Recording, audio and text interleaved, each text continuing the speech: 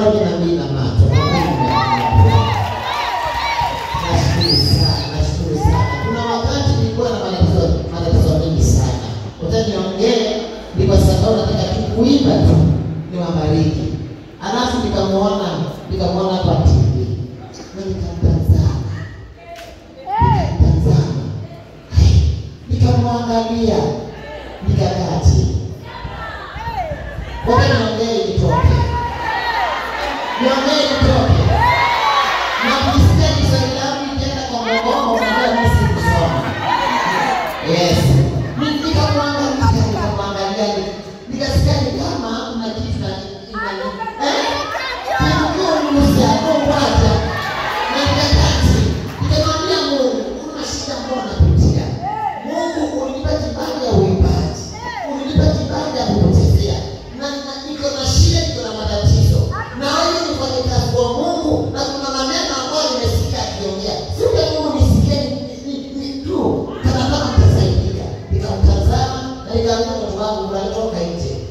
na mamake wakatua alikuwa ameenda kwa soko.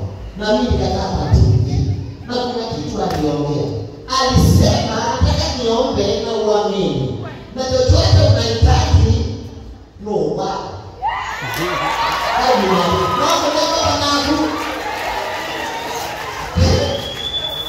Na mimi nikamwambia mtumishi aombe na mtumishi akaomba. Na mimi nikaamini. Na matatizo ambayo nilikuwa nayo yakaisha. Na hapo nikakaa wiki mbili nikaona my sister mwenda Masaba akiweka status kwa WhatsApp. Nikashangaa bwana. Nikampigia simu. Wewe mtumishi unamjua? Alicheka, nilimuuliza kwa message akacheka. Akaniambia niko saa hii nimeshikana kutoka kazi nitakuambia. Wakati alitoka akaniambia wewe ndio baba yangu. Siku nilinyamaza. Nikamwambia wakati msichana kuuliza juu yule baba yako kuna maana alisaidia. Mwene Masaba alikuwa anafikiria kana kwamba kuna siku nilipatana na mtumishi wa Mungu, lakini mimi siwapatana na yeye. Nilipatana yeye kwa mitandao. Na kuambia kama unajua unakutaka kwenda ngambao. Wewe usije kubarikiwa. Wewe usije kubarikiwa. Unapenda sana kuona mitandao na nakuomba. Je, unasaidia nani maombi? Unakumbuka watoto wako, unakumbuka tunde unasema nitakia ukambani. Ule msanii wa ukambani mkumbuke. Sababu ni msanii ambao Mungu alimchagua kwa kusoma, msanii hana mama, msanii hana baba, msanii